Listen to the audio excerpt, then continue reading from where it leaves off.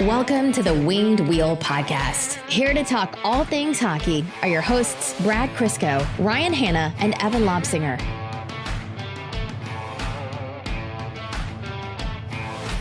The biggest criticism that we take from like our own friends and family as we've been doing this podcast for a while is that we're pretty bad ambassadors for ourselves. Like we're just pretty god awful at promoting ourselves. Like there's been more than one occurrence where Mel has been like, hey, did you bring any like podcast stickers or did you bring like a shirt or something? I was like, no, why would I be doing that? And she's like, well, we're going to Detroit and there's a good chance you're going to want to meet up with some listeners. And I was like, oh yeah, that was a great point. Yeah, I have absolutely nothing on me. She pulled out like a pack of like 50 stickers. She's like, yeah, I stole these from your office earlier. We'll do that. Won't be going there anytime soon. No, yeah, we're not going anywhere anytime soon. And so I was like, yeah, I really need to be better about that. Anyways, I couldn't find my podcast t-shirt earlier, so this is Mel's.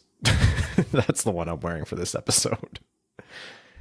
I can't show my shirt because no free ads.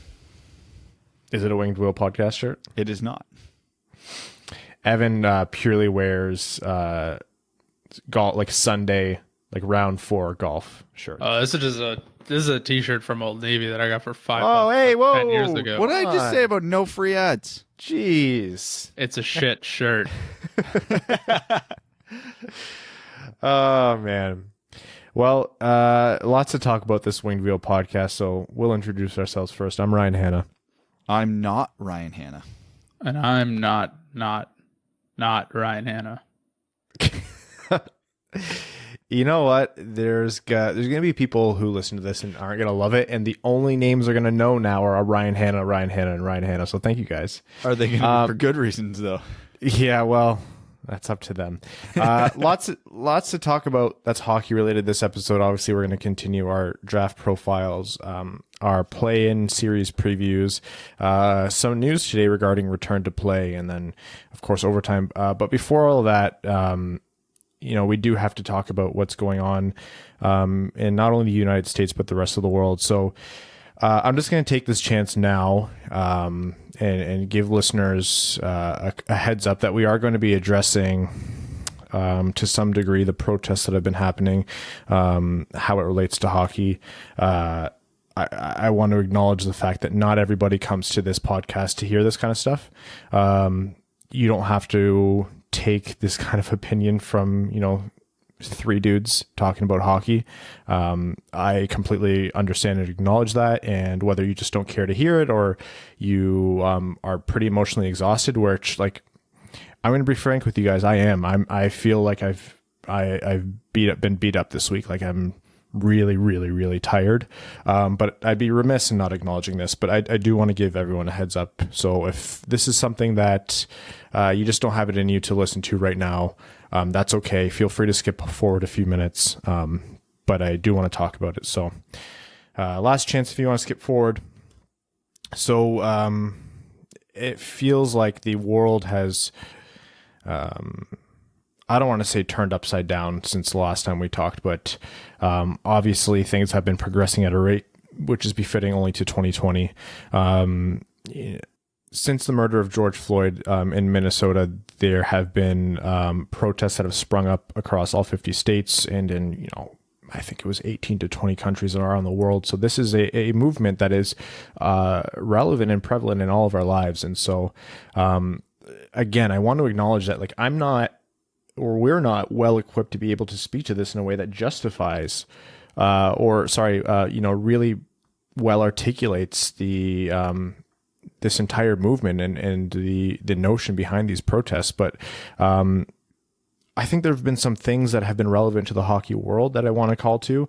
I'm not going to repeat what everyone's been hearing everywhere else, because I think that's, again, acknowledging that we're not going to say anything new and that this might not be what you came here to hear. But in speaking about the hockey world, I don't know. There's been some players who have come out and said, to my great surprise, exactly the right things.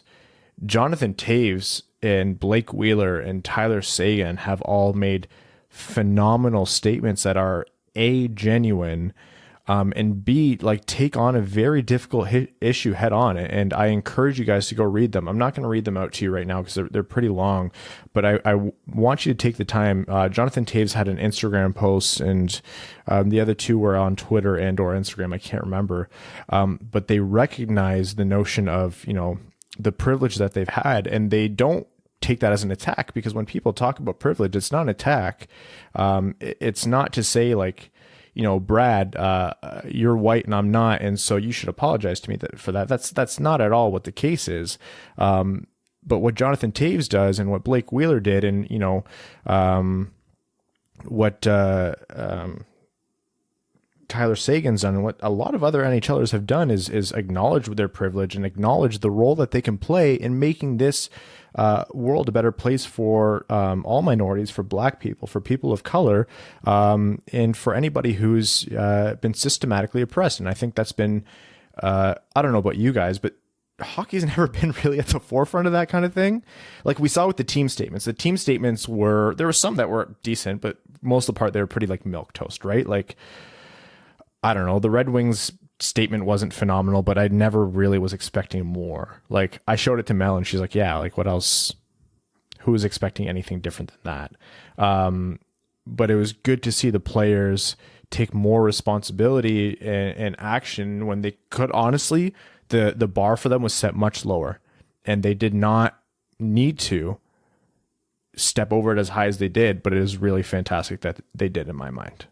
It's prevalent in hockey for this reason, which is that it's a predominantly white sport. Like, what are there, 33 Black players in the league? I think 3 of them are on the Red Wings. Yeah, I saw the stat going around that 10% of them played for the Red Wings, and since we had 3, it can't be much more than 30.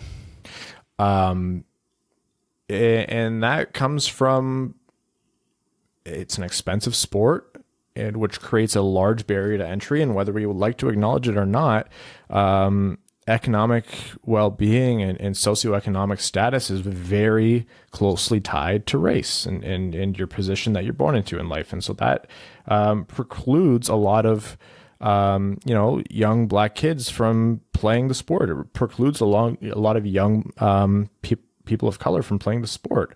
And that's not to take away from the, single mother in Saskatoon who had to bust her ass to get her kid into travel hockey, and only for him to make it nowhere, or, the success story of a poor white family in BC or wherever it is, or Michigan or Minnesota or Florida. Like, that doesn't take away from that. But, systemically, this is a predominantly white sport, and to have, for Evander Kane to have allies in the league who have stepped forward and said the right thing is extremely important. Words are words, of course, and actions are different, and you want to see a follow-up to this, but in how it's practiced. But it means a lot for the captain of the Chicago Blackhawks, one of the most prominent organizations in sports, let alone the NHL, come forward and step into the ring like this. He really, really took a lot of ownership in something that he wasn't forced to and didn't have to. And in a time that's been really tough and that's been taxing, and I'm not even I'm not involved. I'm not at the protests. I'm not Black. Like that was something that was a pleasant surprise to see. One of the things I've noticed that's really interesting about this situation from a Red Wings perspective, because I'm not going to get into the whole America debate, because like when we talk about finances or other major subjects, I'm not qualified to talk about it. I have my opinions, but I don't know if they're good opinions. I don't know if they're bad opinions. I'm not qualified. I'm a white male who has had a privileged, easy life. Not even going to tackle this. But from a Detroit Red Wings standpoint, a lot of things were interesting, because as of, I want to say it was Tuesday morning at whatever time, someone put together a chart of all professional teams from the 4 major sports in North America. And yes, hockey is one of the 4 major sports. Screw you, Max Kellerman. Who had put a statement. And almost every NBA team, and I'd say about 70 to 80% of the NHL teams, and about 50-50 for NFL and MLB at that point, had posted something. So NBA and NHL was almost entirely covered. the city of Detroit, their sports teams were 0 for 4 at that point. They were late. Eventually they did, but like that was very noteworthy, especially considering the Ilitches control 2 of those teams. Then, so this was about 9 or 10 a.m. I posted that stat, which by the way, guys, I was just posting a stat. My comments were a nightmare after that, so thanks for that. But about an hour after that, the Red Wings released their statement, their post, whatever you want to call it. Within 30 minutes of that post, every major player and prospect in the Red Wings system had theirs up. So there's no way that was a coincidence. The organization was absolutely controlling that. No, 100% that was, it was coordinated from the ownership group down. And the moment the Red Wings weren't one of the first teams coming out, I was like, okay, well then this is, they're waiting to be careful or craft their message and coordinate everyone so they come out at the same time. That standard, or at least standard expectation. I don't like that. Players, yes, I get they have a responsibility to their organizations. I get that the team doesn't want to look bad. I don't care. Players should be allowed to have their opinions. If Larkin wants to get ahead of the curve and issue his message of support, he should be able to do that without having to back the organization first. And this isn't, I understand this isn't a hockey thing. I understand this isn't even a Red Wings thing. It's a business organizational thing. This is not an uncommon practice. I am 100% aware of that. I don't like that. I don't. I'm a big believer in freedom of opinion. I don't care if I agree with it or disagree with it. You should be able to point it. But so if Larkin and Mantha and everybody want to get ahead of the curve, get a message out, all the power to them. I hate that organizations will restrict. I'm not going to go so far as to say freedom of speech, but to restrict a player's ability to post an opinion like that.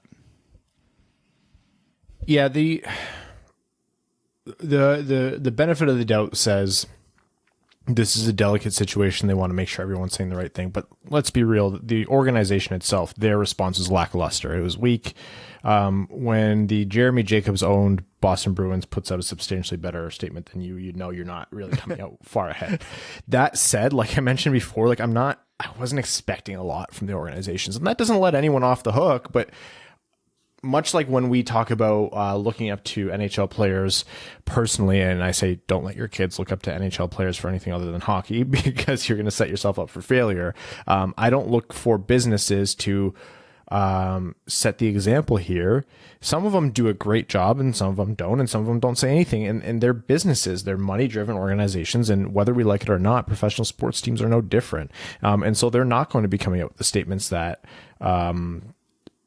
I think we would want to see from them necessarily all the time. Is Sam Gagner, like he had a great statement, and I was like, and he linked to like I think it was either like a FAQ page or a donation page for a Black Lives Matter related a fundraiser, and I was like, that's great, man. Like I love seeing that from Sam Gagner. Hell yeah, the guy's been here for like 4 days and he's doing that. I tend to agree, Brad. I think if the organization's not going to do it, 100%, and my expectation is that they're not. I might be going light on them, and I wouldn't argue with anyone who would expect more for sure, but you would want the players to have the ability to do more. 100%. And again, we don't know where this is coming from in the Red Wings organization and where in their heart it's coming from, but I did see a lot of hate going towards specifically Christopher Ilitch when people caught on to that. I do want to point out one thing. Mike Ilitch still has one of the ultimate boss moves of all time before he passed, where he paid Rosa Parks rent so she could live for free until the day she died. So the Ilitches will always have that going for them. Yeah, that's the kind of thing where it instills in me the notion that like no matter what business decisions are made at a personal level, there's a good intention there. But like you alluded to, Brad, there's so much unknown here that I don't really care to speculate. And like I said before, I'm tired. I'm tired. It is. And I support you on that because I'm the guy. I'm a firm believer, and you guys have heard me rant about this time and time again. Hockey is entertainment. It's supposed to be fun. If you look at who I follow on Twitter, it's 98% hockey pages. When I go to Twitter, when I go wherever, it's to take a mental break. I want to lose myself in hockey conversations, arguments, clips, highlights, games. I want to be nothing about my Twitter feed this week has been relaxing. It's been stressful. It's been mind-numbing. It's been painful. It's hurt my soul. But I've been sticking through it because this is all stuff that we need to be at least informed on. Like, if you're just burying your head in the sand, I don't care what side of the fence you fall on, you're not doing anybody any favors. Yeah. I get it, and we're not going to ramble about this too much longer. We're sorry, guys, for the people listening who are like me, who use sports as an outlet to get away from real life because real life sucks. We're going to get to the hockey talk very soon, and we appreciate you getting this far. Yeah, and just to close out here, like, so more than anything, what I want to say is to all of our listeners, we want you guys to be staying safe. COVID-19 is obviously still very real, and we want you to, if you're able to, be practicing, social distancing and wear a mask if you can. And if you stay indoors or stay away from, external contact as much as possible. But if you are outside, if you do have to go because you're an essential worker or you're back to work right now, or you're at the protest, no matter what you're doing, just be safe. We want everyone to come home at the end of the night. So, we have all of you guys in mind, and we hope everybody is, keeping well or as much as possible right now. Like Brad said, thank you guys for sticking with us. We're going to talk in the future about like really good organizations that you can support. But for now, we're going to move on to hockey, and again, thanks for bearing with us. So, all right, guys, what did we have on the docket here? The NHL actually released news the day of a podcast before we recorded. We know how the playoffs are going to work. Oh, yeah, let's do... We know that it's going to be reseeded, best of 5 in the play-in round, best of 7 all the way through the 4 rounds of the playoffs. Perfect. That was the first glimmer of good news I've seen in 7 days. Understanding that we were going to go with the 24 team, whether we wanted it or not, we've already debated that. Yes, this was the correct way to do this.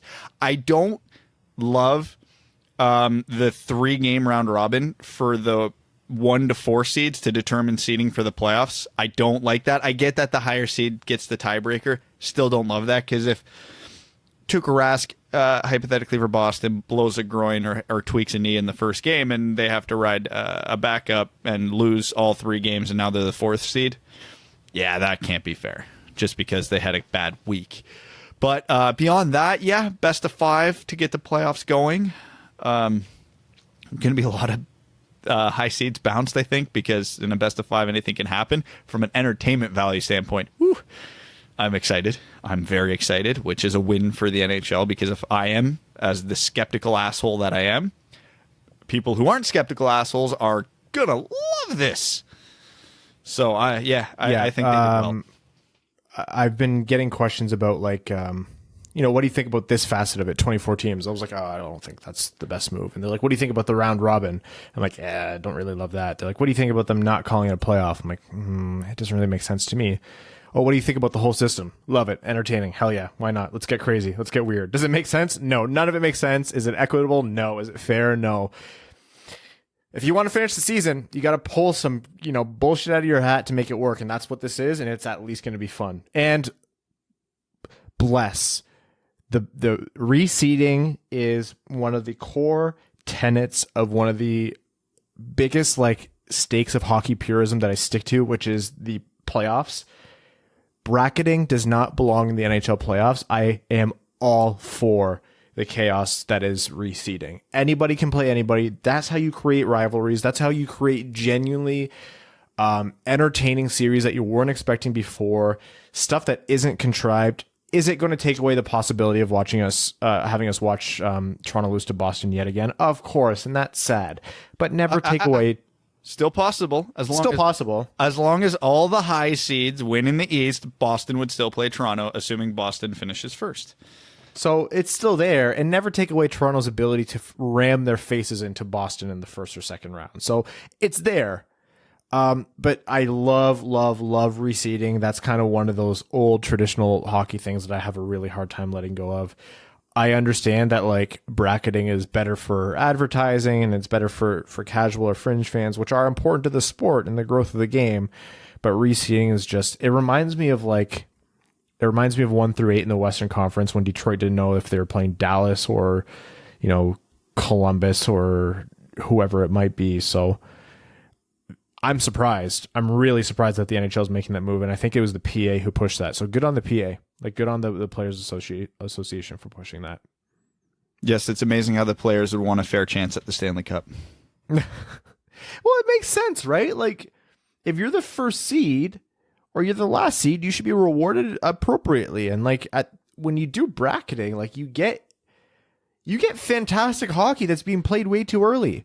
You get conference finals that aren't the best of either conference. You get Stanley Cup finals where some of it can be attributed to the right team running into the wrong team at the right time, if that makes sense. Like they're running into someone who's tired, or they knocked out another 1 seed earlier, and now they're playing someone that they're better matched against. Like there's no reason the 2 top seeds in the East should be playing in the second round. There's no reason to bracket like this and declare like divisional champions in the playoffs. That doesn't make sense. In my mind, you can only recognize 3 different kinds of winners in the Stanley Cup playoffs: Eastern Conference champs, Western Conference champs, and Stanley Cup champs. Those are the only ones in my head that are valid. And I really, really hate any kind of bracketing. And so even if it's temporary, I'm happy for like the 1 year reprieve from that. And then you get back to the terrible regular playoff system the NHL has. Yeah, well, that won't be for years. Feels right. like.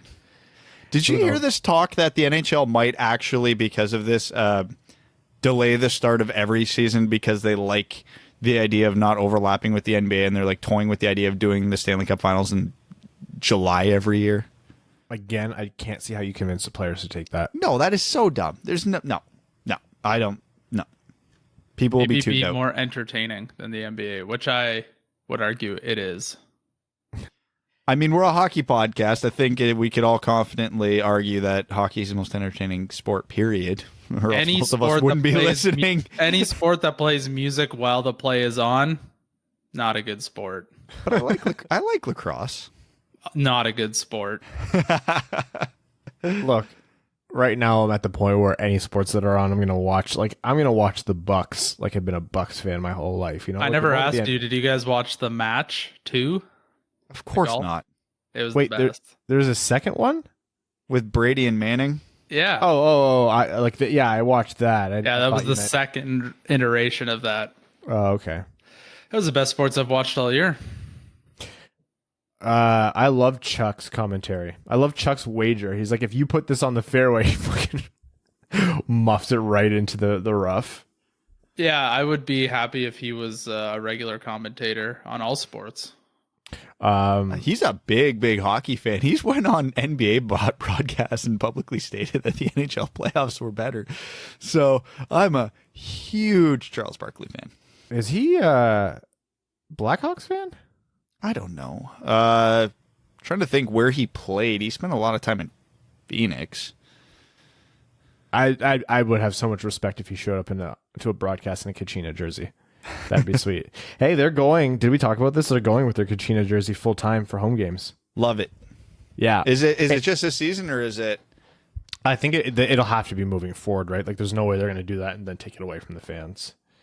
All right. So yeah, quick Google search here just for reference. There is a lot of Charles Barkley Hawks pictures and also Coyotes.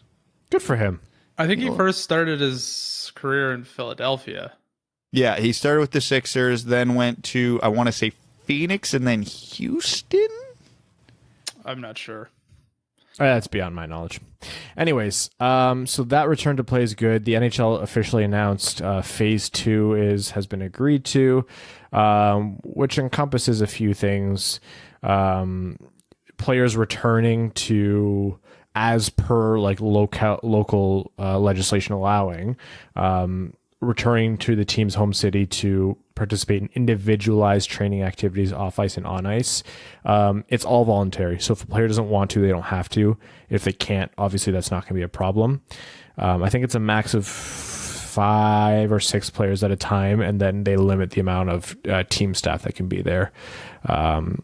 Phase 2 is a lot about just getting players warmed up. They made a specific point to say that this isn't training camp. It's not a replacement for training camp. It's just kind of getting the rust off and at least getting them on the ice. So that's going to look different from, state to state to province to country. And it's going to look different based on what teams can get what players back over. So if there's players overseas and they can't make it back, or they're not comfortable coming back, or, they've been recently exposed. Like there's a Penguins player who's tested positive that they came out and said. So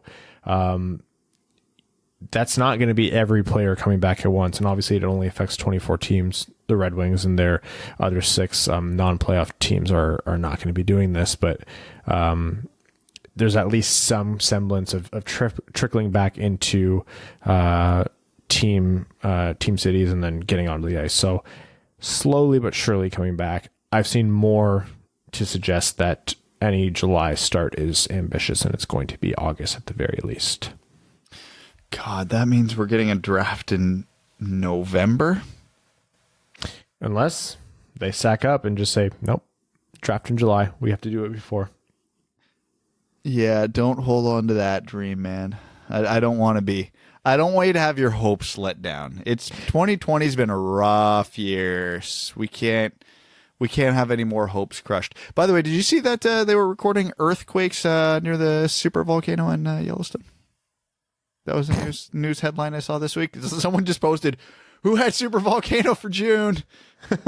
Super volcano would only make sense for the season finale, though, right? In December. Yeah, no, that's not coming until December. 100%. Either that or November super volcano, December asteroid. Well, it's going to be September, October hurricanes, right? Like abnormally strong hurricane season this year, which is a lot to say for the last 5 years of abnormally strong hurricane seasons. So yeah, well, that's the NHL's return to play. Obviously, more is going to come on that as the teams actually begin to practice literally on the ice. It's good to see the rules be agreed to. So the 4 best of 7s is nice to see preserved. The reseeding is nice to see brought back. And as gimmicky as it is, it looks like we at least have the framework to get hockey back. So fingers crossed that those COVID numbers stay down. Congratulations. We figured out the easiest part. Yeah. The most controllable part as well. Yeah, for real. The playoff preview. Do we want to do playoff preview or draft profile first? All right, well, we're on the topic of playoffs.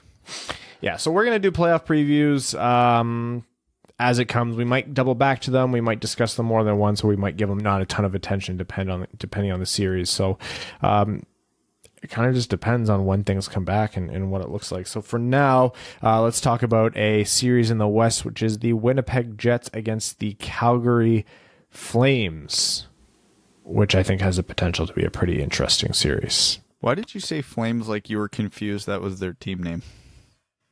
I don't know. Weird inflection. It's been a long week. I am doing a radio voice. Brad, over to you. Don't ever do that again. No. So this might actually be, from a hockey standpoint, one of the most fun series we could see, because Winnipeg, to me, was probably the biggest underachievers of the regular season with the talent they have in Connor Hellebuck, probably winning the Vezina, at least should be winning the Vezina. They are coming into this strong. Calgary with a big old question mark in net, but still have Johnny Gaudreau, Sean Monahan, Matthew Tkachuk and company. I still like Winnipeg more on paper. I think Matthew Tkachuk is going to drive the Jets absolutely insane, and they don't have Byfuglien to clean up the mess. So with Winnipeg's defense being as bad as it is, Calgary's goaltending being as questionable as it is, this series is shaping up to be all offense all the time, and both teams have the forward groups to do it. So out of all the series in the first round, there's a very real possibility this is going to be the most entertaining. Johnny Gaudreau had a pretty rough year, all things considered. He never really was scoring or making plays at the clip that he can. That's not something I anticipate sticking, and it's just one of those like prototypical stories in my mind where like a player who's just been snake bitten all year, what an opportunity this would be for him to come back and make an impact. Take some time off. Everything's kind of a reset. Everyone's starting from fresh here. All of a sudden, boom, Johnny Gaudreau comes back and is the MVP of the series. Another obvious storyline in my mind, and this is one that I would probably put a lot of stock in, is Connor Hellebuyck stealing the series. Whether or not Winnipeg scores enough to support it, I could see him taking games away from Calgary. If you have guys like Johnny Gaudreau who are snake bitten, and then you run into Connor Hellebuyck, who by all rights was one of the best players in the NHL this season in terms of what he brought to his team, I can see him putting the Jets over the edge. And if you look at records, these teams were pretty evenly matched. I think they had identical points percentage or something like that. So it'll be a really, really good series. I think anytime you see a series between two Western Canadian teams, there's just that natural rivalry there. I think the only way this would have been beat is if it was Edmonton-Calgary, but we couldn't be so lucky. I mean, your point about Gaudreau having a bounce back after a rough season, like that's going to be a big theme of the playoffs, is the guys who underachieved are now getting a fresh slate. What are they going to do with it? Do you know who else underachieved in this series? Most of the Winnipeg Jets. So I feel bad for Calgary because by what they were expected to do, had a all right season. By Winnipeg standards, what they're expected to do did not have a good season. So if everything balances back to the normal, Calgary probably draws the short straw here. But it's a big if. There are so many variables with players not playing for 3 to 5 months and everybody getting healthy when teams weren't healthy throughout the season. It's going to be impossible to figure out what's going to happen, and I love it. Yeah, it'll. I think one thing that'll really help Winnipeg is the fact that they had like 4 or 5 20-goal scorers, and Kyle Connor had 38. And I don't think Calgary had anybody over 30 goals. So, I mean, yeah, people cool off, but having, at least some proven depth, scoring coming from multiple players, I think that gives you a bit of an edge. Plus what they've got going in net. Always, I think the big question with the Jets this season is who's playing defense. It might be me. if they pay you the right price. $5. Oh, geez. $5 American. Yes, that is a lot of money.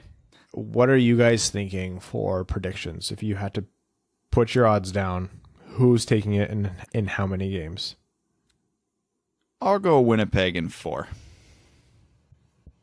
Winnipeg in 4 was actually my answer as well. I'm counting on Connor Hellebuyck to stymie the Wait, is this this is best of 7? Best of 5. This is the play. Oh, I was gonna say, wow, that's a bold. That's very bold. Yeah, I guess it is weird to hear like Winnipeg in 4 considering a best of 5. Yeah, my brain just didn't compute that for a second. I was like, am I crazy? I think Calgary should get at least 1 game. With the way the NHL is already, games are most likely a coin flip when you get to the playoffs. So I'd expect them to get at least 1, but I think the offense for Winnipeg is a little bit more depthful, and I think they win the goaltending debate. And I don't think with this layoff, I think defensive systems will really be normalized between all the teams. So I'd kind of throw that one out the window. So I think Winnipeg's going to take it. Winnipeg in 4 as well. Yeah, I can't discount Calgary from winning 1. So now we know it's going to be Calgary in 3, right? Yeah, absolutely. Again, like as gimmicky as all these series are, like this is going to be a fun series to watch. And it's probably one of the most low profile ones, which is really, in my mind, good. So low profile to most of our listeners, not where we live. This is an all Canadian matchup, so this is going to be the lead story every night the Leafs aren't playing. Oh, there's always something a little bit more when Western Province teams play each other too. And it's nice for us as Canadian hockey fans who cheer for an American team, who then hate all the Canadian teams that play in the Red Wings division. We like, for the most part, the Western Canadian teams. We can actually enjoy this. I'll cheer for Winnipeg because of the sweet jerseys and the fact that Detroit has no built-up rivalry with them. I still remember the Calgary-Detroit series of old. Which one, the good one or the bad one? Both? I try to forget 04, but 07 was fun. 07 was when Franzen took the stick to the gut, right? I think so. He also had the double OT series winner in Game 6. Robert Lang, I remember putting a dagger in Calgary at one point. Oh, yeah. Fun times. Yeah. Okay. Draft prospect profile. Brad, who is it today? Vancouver Giant center Justin Sourdif. He is the deeper I go in this draft on my deep dives, like I'm well into the second round now. This draft has a lot of small, highly skilled forwards who don't skate particularly well. And here we have Justin Sourdif, who fits it to a bill. So he was near a point per game player in the WHL, split almost evenly between goals and assists. Amazing puck skills, really good hockey IQ, but okay shot and okay skating. So given that, I would have liked to have seen his production be a little higher. I'm aware Vancouver wasn't like a juggernaut in the WHL, but he had an all right Hlinka. I think he was expected, and I'm going back a year, so forgive me for not. But I thought his expectations for this season were higher than what he actually delivered, which is going to sour a few teams. He is a competitor, though, and from a Red Wing standpoint, he's got that box ticked, which is going to be a big plus in Yzerman's favor because this guy is all over the ice despite his average foot speed. So I think I have him rated as a late second, early third round prospect right now, but I've seen him as high as very early second on some boards. Yeah, I don't particularly rate him as small. Like I think he comes in a shade under 6 feet. He's not too skinny either. Tell girls on Tinder. Well, he may as well be a hobbit. I tell girls I'm 5'11". When people ask my real height, I say, okay, I'm 5'10", but in reality, I'm like 5'9" and 3/4. Okay, I'm exactly 5'8.5". But Brad's 5'4". Don't let him lie to you. I am 10 pounds heavier than Justin Sourdif. So yeah, he's small. He's small boy. The thing about him is like, at the range that the Red Wings would have to draft him, I'm not particularly intrigued with what he brings to the table. Sorry, Mel was coming to bring a refill.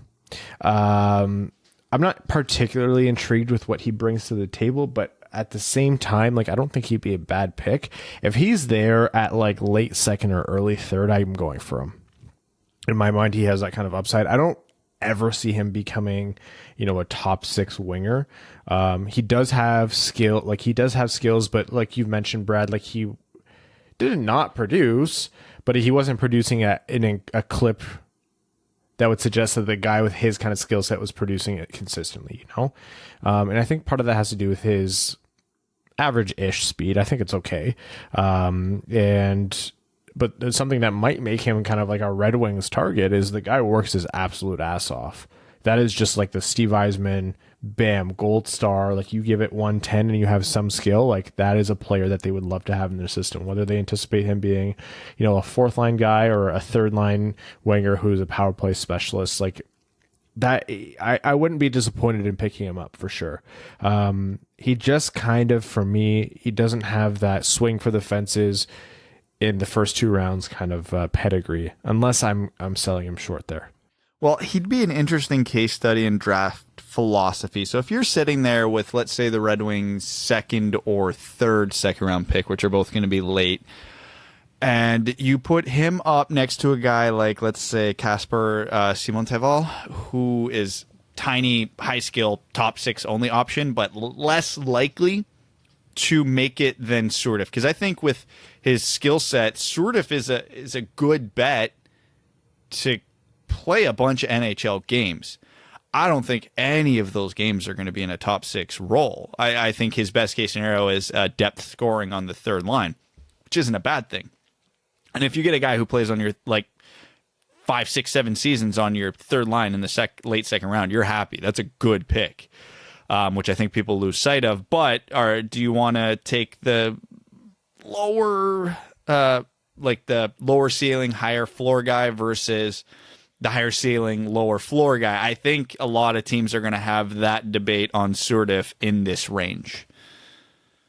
Yeah, and that's fair. Like, if you have a wealth of picks in the middling rounds, like the Red Wings aren't lacking picks. They have their first round pick, 3 second round picks, and 2 third round picks, right? So if they want to take some safety guys as well, and I'm not even saying Surdiff has no upside, like he does. Like, what if he makes it to the NHL and all of a sudden that talent that we've seen only in flashes comes through more consistently? Like, that's a tale as old as time for hockey players. But if they want to take guys who are a little bit less like all risk, all reward, he'd fit the bill great. I would not be at all disappointed with him because I think he still has upside, and I still see him as someone who, if he quote unquote puts it together, being on an NHL team. I put a lot of stock in skating, and so the lack of foot speed, or not, I shouldn't say lack of foot speed, but the fact that skating isn't an asset of his that's particularly strong doesn't inspire a lot of confidence that he is going to put it together in a way that we haven't seen so far. But how much can you really ask of an early third or a late second round pick? And one of the other frustrating things, maybe this is just me, because again, like now that we're into our I'm into my second and third round picks. These are not guys I've watched 10 plus times in a season. I think I've caught maybe 3 games of Surdiff at most, and then a couple highlights, and then done a lot of reading. But between those 3 games of his, I saw 3 very different games, which is the problem. One game he took over. You could see how sick his hands were, and he was all over the ice. The other game, he was not quite as effective offensively, but just battling his ass off. You could see him absolutely flying around the ice. In the third game, I barely noticed him. It's interesting but frustrating because you see flashes of what he could be, but at least I didn't see it all that often. So, and that being said too, even watching the Hlinka, I don't remember a thing from him in that tournament. It's the thing that we've said multiple times. Like, he has the kind of talent where it's like, oh yeah, man, like he has skills. Like, guy's got soft hands. He has playmaking ability. He sees the ice offensively, and then you're like, you just wish he was more consistent. And then you're like, well, if he was more consistent, he'd be rated as like a high second, first round pick. So it's what we said before. You know, if I was a much better hockey player, I would have made the show. And that's the only thing that was to it. Also, I would have needed to have been bigger and less of a little bitch, but that's a different story. I always get that accusation. They're like, your mama didn't raise no bitch. I'm like, yes, she did. Like, she'll tell you that. Are you kidding? Have you met me? Come on. I'm real about that at this point. Yeah, I think he's a name to note, and like you, Brad, he's not someone that I've watched a ton, but at the same time, I've not done the extensive research that you have. I'm at the point now where I'm having to start to watch and find more video, because with the amount of these that we're going to have to do before the draft, I'm like, I don't have a great read on like a lot of second and third round guys, and I wasn't expecting to talk about them, so having to continually improve the knowledge. I miss hockey shifts. Yeah, prospect shifts was a lifesaver. It's become a real pain in the ass. The quarantine was great at the beginning. I had all the time in the world to watch all the hockey I wanted. Got fully caught up, watched tons of stuff on the first round prospects, and then I'm like, time to get in the second round. Ring, ring. Hi, Brad, you're going back to work. Okay, well, I'm still not really going anywhere or doing anything, so at least when I'm not at work, I'll have some time. And now today I measured out the deck I'm going to be building, and I'm digging out a front garden, and I have kids. Yeah, so I'm going to be very tired because all my viewings are going to be at 9 o'clock at night or later for the foreseeable future. Evan, do you have kids? Nope. I don't either. I've played golf every single day since Saturday, except for How? Evan has have a membership, right? Yes. Okay, I was going to say. Evan's phone, the only thing that exists on Evan's phone, besides like text from Kat to tell him to keep it down, is text from me to like links to people's golf club sets. Is this worth it? Is this worth it? Those are the only texts I've been getting recently. And Evan gives me the same answer every time. I'm like, oh yeah, that's a great point. And then I completely ignore his advice and I send him another like overpriced set of clubs. I'm like, is this worth it? So The answer is always no, but also yes. that's how I feel. Again, I can't do it because canoes are expensive. Okay. Anything else that we want to cover? We did return to play. We did playoff reseeding. We did the prospect profile. Anything else that we want to cover before heading into overtime? I got nothing. All right. We will go into overtime. I don't even know how far into this episode we are because we have been disconnected, as is tradition. Oh yeah, this is going to be the choppiest episode in the history of the podcast. Are you guys okay? Are you guys going to be okay after this, or are you going to go straight to bed? I'm going straight to bed. This is past my bedtime. Are any of us really okay? Actually, today's been a weird day for me. I am caffeinated, which never happens. Oh Jesus! And that's why I knew caffeinated. something was wrong today. Oh yeah, no, I'm appreciative you haven't pointed out my face yet, but I am also severely sunburned because I was outside from about 9 to shortly before we recorded this podcast. It was a brutal day. We started recording at like 9:30, so like 20 minutes. Yeah. Yeah. Like I am the sad thing is I am burnt to a crisp and I was slathered in suntan lotion. It's a life I don't have to live. This is technically a midweek episode, even though we know it's being recorded on a late Thursday. And thus, Patreon or the overtime is Patreon exclusive. So we are going to read out questions and comments from our patrons as our way of saying thank you for supporting the show through this hockey shutdown.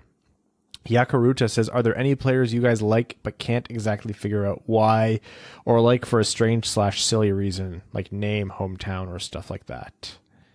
Are we talking about prospects or NHLers? Nah, either, I'm sure. I got a bunch, but I'm trying to think of.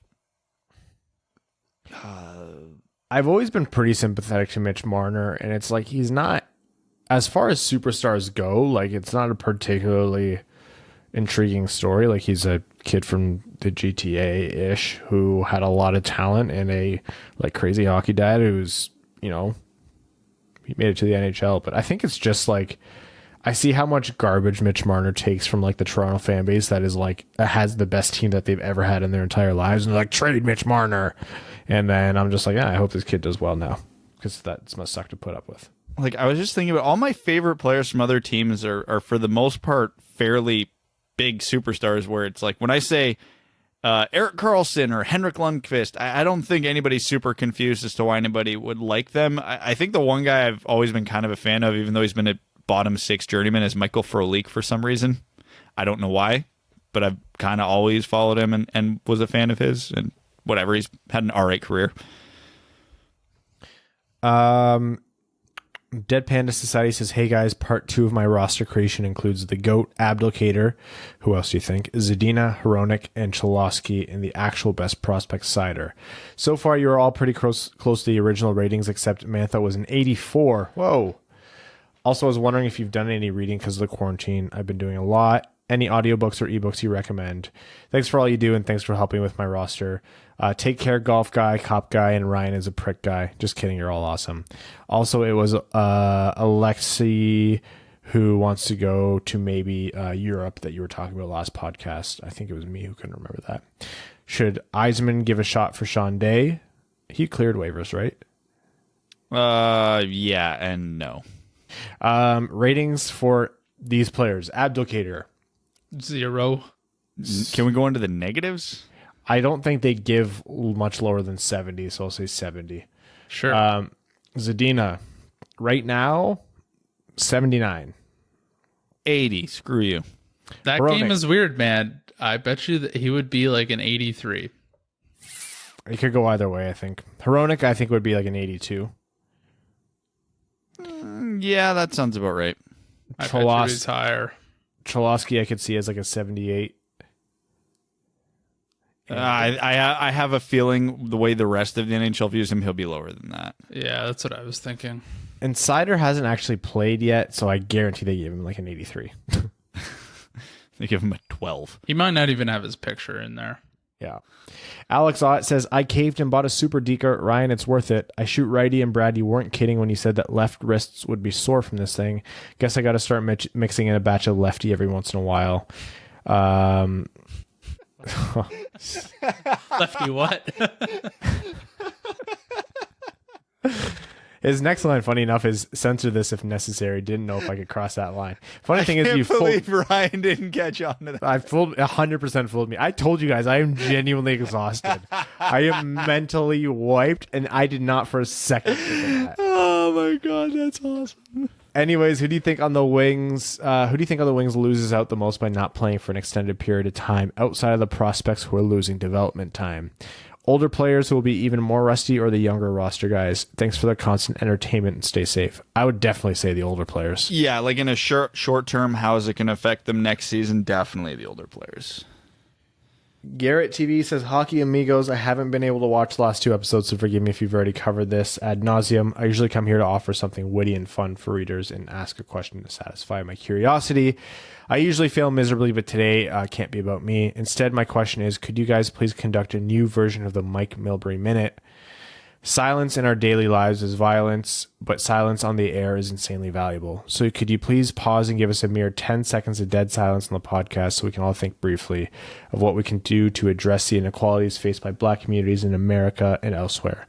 10 seconds of silence to reflect for the betterment of others who don't often have a voice, or for us to simply quiet the voices of the many. Quiet the voices many of us enjoy with a privilege others don't get to by no fault of their own. Just 10 seconds. I think that's a great idea. And whether you heard that or not, because I think our editing software might have clipped that out a little bit. Appreciate that well thought out message, Garrett. C-Nod says, hey guys, do you think we could see a reality that there's a Wings red and white group of games for development and overall game style practice while the postseason is going on? That would get an audience and something for fans to watch during the almost year off. I don't know the rules behind putting that together, but I do remember when the Tigers swept the round before the World Series, they brought Toledo in to play some games to stay sharp. Didn't work, but it was a good idea. And everything this is different and annoying, so let's get something out of it. Or if anything, this is different and annoying, so let's get something out of it. If it's out of the rules, this is time to waive them or make an exception for these 7 teams. Frick it, there are only 7 teams out of the playoffs. Make a summer tourney in Traverse City even. Whatever, I miss hockey. Also, have you made attempts to be a part of the press conferences like the one by Stevie? Any stories to share about attempts or future plans? I'll address that first. I understand that we're a podcast and pretty non-traditional media. We have tried in the past. We thought we would have a really good angle to get in on stuff like that, and got a pretty firm no. And so we'll keep pushing, but I know a lot of non-traditional media runs into the same thing in the NHL. So it's not to say that anyone's being a jerk to us or being an asshole, but I think it's just about breaking the barrier, and it might take a little while for a podcast to be accepted as like an acceptable form of media at that thing. So we're going to keep pushing to get there, and hopefully in the future. But for now, I think the last time we tried was for like mid to mid-late of last season. So I would love to see like a red and white game or like a mini tournament. I don't know if they will do a tournament, but I can see them doing something. They have to get on the ice on TV at some point before next season, right? How? Yeah, how is right. And why would players want to do that for free? Well, I don't know. I don't think it'd be hard to convince the players to say like, hey, the season or the fans need this because they won't see you for a long time, even if it's not every player, right? Like, if Nielsen's not making it out there, that's fine, but I imagine Larkin would. I don't know.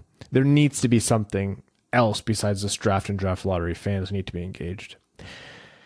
Alex Zucco says, hey, dub dudes, thank you again for continuing to keep us all fully in the loop during this unusual time, shall we say. The content is more appreciated than you guys will ever know, and the pod is truly the best of its kind for Wings coverage. Hey, thank you, Alex. That means a lot. No BS, you guys do a great job. I'm curious what you guys make of the significant difference in opinion among certain NHL draft experts on Rossi, Stützle, and Raymond. Depending on the rankings you're looking at, you'll see them scrambled all over 3 to 10 range. Feeling resigned to the likely fact that the Red Wings fall to 4 in the lottery, I'm grasping for all the good waves I can get on the prospects outside of Lafreniere and Byfield. Cheers, Alex. Well, unfortunately, a lot of old stereotypes in hockey scouting world haven't gone away yet. Rossi is all over the place because he's small boy. And much like I mentioned with Surdiff, he falls into that trend of small player who's not particularly fast, and that concerns people always. Raymond's a better skater than Rossi, but not by a ton, and he's also small and had a limited role on a very good team, so he's that age-old lack of production as a 17-year-old in a very, very good league. And Stützle has the issue of playing in a very, how do I phrase this, unusual league. Underscouted as well. Underscouted league, not anymore. He obviously got a lot of viewings, but people don't know how to make his performance in the DEL out versus the SHL or a junior league, because it's not as good as the SHL or the KHL or the Liga, but it's a better league than the CHL and the USHL, et cetera, et cetera. So he's kind of in that tweener league, and even though he had a good year, people don't know what to make of it, so they really, really have to trust their eyes with his skill set. So I think with Raymond and Rossi, it's more natural concerns that we see all the time that even if you don't agree with them, some scouts still hold dear. Stützle's just in a weird spot. Yeah, I think a lot, like one of this is you're getting top end players through pick like 6, arguably, depending on who you are. You think that you can get a top 2 talent all the way through pick 6, depending on where you swing your bat. And that naturally, when you get that much top end talent, is going to coalesce in a way that's not going to look the same from draft ranking to draft ranking. At the same time, you have these top end players who present elite in different ways. You know, Stützle, phenomenal skater, maybe the best skater in the draft, probably the best skater in the draft. You know, Quinton Byfield has like the physical tools and the skill set to match it. You look at a guy like Holtz, who can just kind of put the puck in the net, and he might be a standout in that category. You have Marco Rossi, who is, if you avoid his size, and you might be good to do so depending on the way the NHL is trending, the most complete centerman that you could draft right now, that has demonstrated that ability beyond what even Quinton Byfield has done, because obviously Rossi has had more time and is a little bit more proven because he's had the time to prove it. So it's not, I don't think it's a testament to the players or anyone getting it wrong. I think it's just like these top players jumble up in so many ways, and certain people are going to value different things. And when you come to the draft, you're going to see certain teams value different things depending on their scouts that they have and their positional need. I don't mind seeing it. There's a lot that I disagree with for sure, but at the same time, it inspires a lot of confidence that people could be getting a great pick at pick 6, or a team that's picking 9th could get, you know, the second best player in the draft, or a team that's picking 4th, like the Red Wings are likely to do, aren't really losing out that much more than, you know, the fact that they didn't win first. It's essentially all, as Brad would say, the gap between first and second is bigger than second to 4th. So that there is, it's a good sign if you're anyone other than the team drafting first overall. And if you're the team drafting first overall, well, then you have it made in the shade. Kara or Kara, I'm sorry, I've never said it out loud. I'm going to assume Kara, but correct me if I'm wrong. Kara Y says, hello, Dubs. As promised, I have officially become a patron, but before you celebrate, I hope you know that means the number one annoying De La Rose fan is now able to make comments on every episode, and that you have to be nice about it. So as my introduction, I will pose this question. What was your favorite De La Rose moment when he was with the Wings? Disclaimer, you may not answer anything containing anything related to the trade, Steve Yzerman, or Robbie Fabry. Looking forward to hearing your nice and uplifting answers, Kara. I'll say that one goal he scored. No, I was going to say the one goal he scored this year. It was the N. Abdelkader De La Rose line, right? That was the one? I think so. If I remember the goal correctly, too, it was just a simple pass in front. He was in the right spot and put it in low. Yeah, and that was like Abdelkader's best play since like the 2009 Stanley Cup playoffs. But Delarose did great on that line. Delarose, as far as guys go, I was fine with him. So that's my nice thing. And apologies for messing up your name. Cordell Taves says, hey guys, just want to start off by saying I hope whoever won the custom Wings jersey got a Larkin jersey with a C. Otherwise, it's just a waste. We had actually one of the previous winners of the custom jersey got a Larkin C. I got another Sim League question. As a bottom team in the league, who is drafting 5th and 6th? I'm torn between Rossi Drysdale and Rossi Holtz. Would it be worth it to trade my first next year to try and get 7th overall? My pick will likely be top 5 next year, so there's a chance I win the lottery, but it is a weaker draft class. Thanks for your advice. Okay, so if you have that rough level of certainty with next year's draft, I would go Rossi Holtz this year and roll the dice with how strong next year's draft is for defensemen. Yeah, oh, you know what? That's actually not what I was going to answer. I was going to say go Rossi Drysdale, diversify a little bit, and keep your pick next year. Yeah, that's what I'm saying. And instead of taking Drysdale, I would gamble on picking my defenseman next year. I think you don't think Drysdale's a bigger jump than like a better player than Holtz? Not dramatically. And I think that if he's picking, let's say 4 to 5 next year between Brandt Clark, Carson Lambos, or one of those guys, or Owen Power, he might end up getting some real good defensive value next year. Adam Cowsert says, hey guys, hope all is well. Have we heard anything from the NHL about whether the postponement of this season and eventual late start of next season is going to affect when the Seattle team joins the league? No official news on that. So the good news for hockey fans is that Seattle has nothing to do with NHL revenue at the moment, other than they are buying in, and the NHL is getting a large influx of cash. Everyone other than Vegas, I think, takes part of that. $650 million, is it? I believe so. Not to say that the Seattle investment group hasn't gone bankrupt and has to back out of the deal. I don't know what that looks like, but as of now, there has not been any talks about postponement of that. If anything, it's going to be a saving grace for the league. Mark says, hey boys, every topic seems so redundant. There are so many what if this or what if that questions. I feel like my head is going to explode. Some of my frustration could be alleviated by playing hockey, but I haven't been on the ice for months now. Smoking, drinking, and eating have become my most consistent coping mechanism, so I'm getting fatter too. Me and you both, my man. When 2020 is over, let's never speak of it again. Anyways, if you haven't read Scotty Bowman's biography of Ken Dryden, it's a must read. I have not, but I will put that next on my list. See you in 2021. I'll be hibernating the rest of 2020. Thank you, Mark. We will see you then. And don't worry about the weight, buddy. Calories in 2020 don't count. Ethan Boulderson says, what's up, guys? Do you think it might be a good idea for the Wings to sign Chris Wagner or Austin Watson type of player to help protect some of the young guys and keep them from getting hurt while fighting? Looking at you, Mantha. Maybe just bring up Giovanni Smith. That way you don't have that roster spot taken up by an older guy. Yeah, I mean, Giovanni Smith is right there. Yeah, Wagner and Watson aren't needle movers, and yeah, I would just bring up Giovanni Smith. They're not going to be worth the contracts they're going to command, and honestly, bottom 6 guys who with a little bit of toughness that can play aren't super hard to find anymore.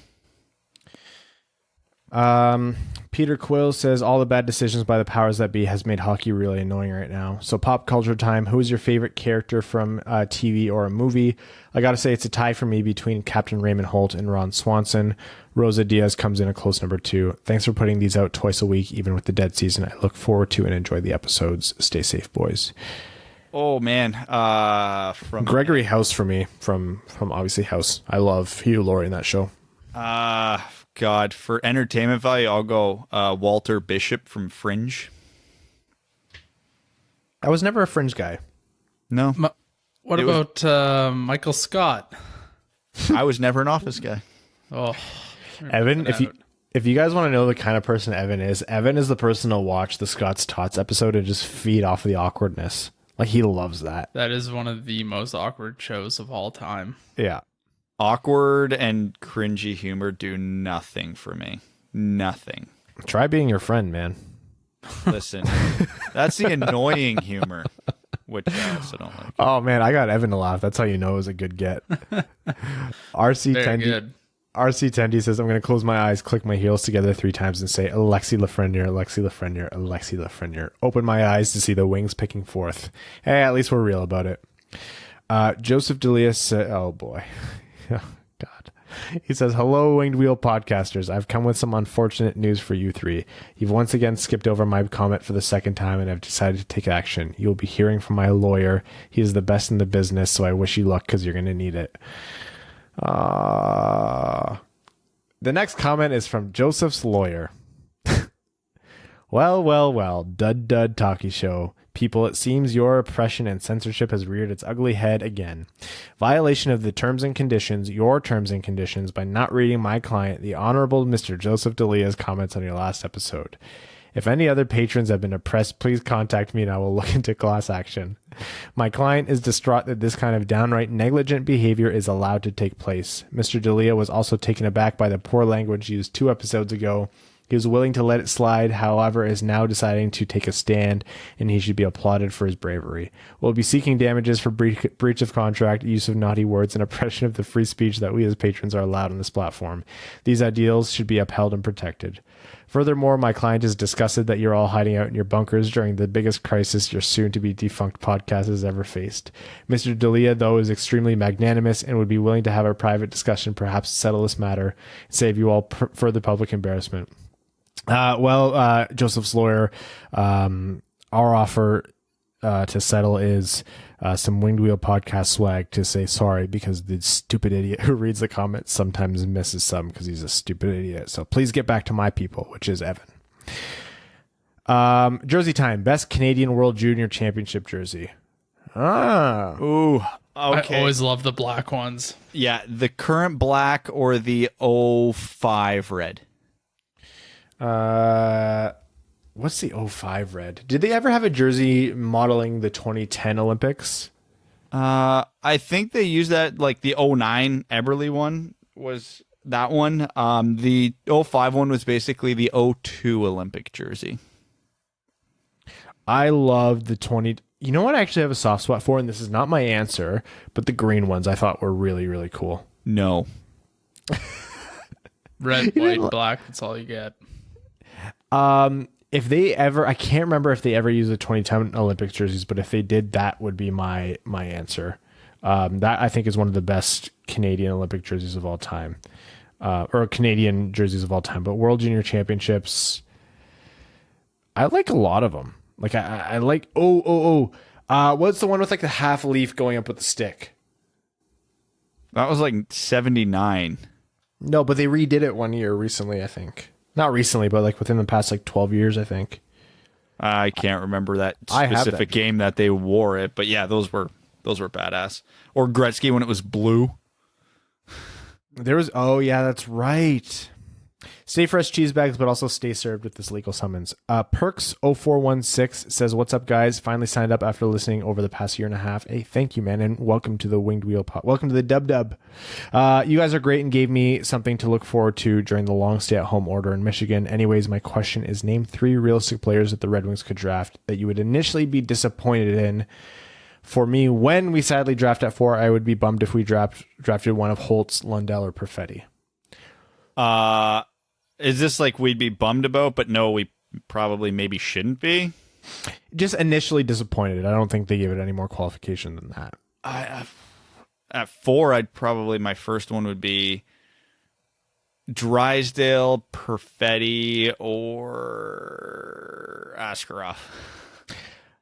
I think you both hit it on the head there. I think Holtz and Lundell are both very real options. I wouldn't love either of them at that spot, but as players, I would be happy to have them in the pipeline. Drysdale just for positional need. But again, that'd be very initial disappointment because after I got over the fact of positional need, I'd be excited to have him as a player in the Red Wings system. Askarov, because the only possible way the Red Wings could follow the chaos of drafting Moritz Seider 6 overall last year would be drafting Yaroslav Askarov 4th overall this year. At least that would be direct positional need. Yeah. Yep. Yeah, it would. Also, can we get an Antonio Strange? It's Strange, right? Stranges. It's Stranges? Strangus or Strong. I don't know if it's not strangest, but it's like Strangus. Antonio Strange's prospect profile. Oh, he's on the docket. Don't you worry. Hold on, let me see roughly how far till we get to him. We do have he's near the end. This is going to be a while. Sorry. We could be convinced. Joseph Fournier says, "Hey there, fellas. I'm extremely disappointed in the Red Wings organization regarding not only the half attempts at the Floyd riot responses, but also the Ilitch's firked up decision to allow police to hold detained protesters at the LCA. Go look at statements made by Taves, Bergeron, Holtby, Landeskog, Sagan, and then read Larkins and point out which one is not like the others. Sorry to bring politics in here. Stay fresh, cheese bags." Yeah, that was a story that I didn't love to see as well. Okay, it's a midweek episode. We didn't have any other thread. Again, want to thank you guys for tuning in, for listening, for supporting us. We're going to be back with another episode on Sunday. If you guys have any feedback or anything to give us, DM us. Legitimately, as long as you're not, sending me a racial slur, like, I will listen to the feedback, and share it with these guys as well. Like, don't be afraid to send that our way. But to all of our patrons, all of our name level sponsors, thank you so much. The septic tank of that bitch, Carol Baskins, Greach, Jeremiah Dobo, Jake Kiefer, Dead Panda Society, Brad Smith, Andrew Bohan, Scott Martin, Kayla Thompson, Jacob Turner, Matt McKay, Brandon M., Matthew M. Rice, Luke Johnson, Clayton Van Dyken, Kaylin Wood, Hassam Al-Qassem, Arjun Shanker, Charlie Elkins, Hannah Lee, Josh Rosnowski, Alex Ott, Chris Frank, Connor Leighton, Danny Jr., Matthew Keeler, Simon Anderson, Antonio Gracias, John Evans, Kwaz, and Stan Olson. Thank you all. We love you. Please, please, please stay safe, and we'll talk to you on Sunday. Thanks for tuning in to the Winged Wheel Podcast. Be sure to check out wingedwheelpodcast.com, where you can subscribe to the show on iTunes, Spotify, or wherever you get your podcasts. You'll also find links to other ways to support the show, such as Patreon, official podcast apparel, and more. And don't forget to follow the show on Twitter at Winged Wheel Pod. And of course, the hosts at Brad Crisco, at Ryan Hanna WWP, and at Hockey Town Evan.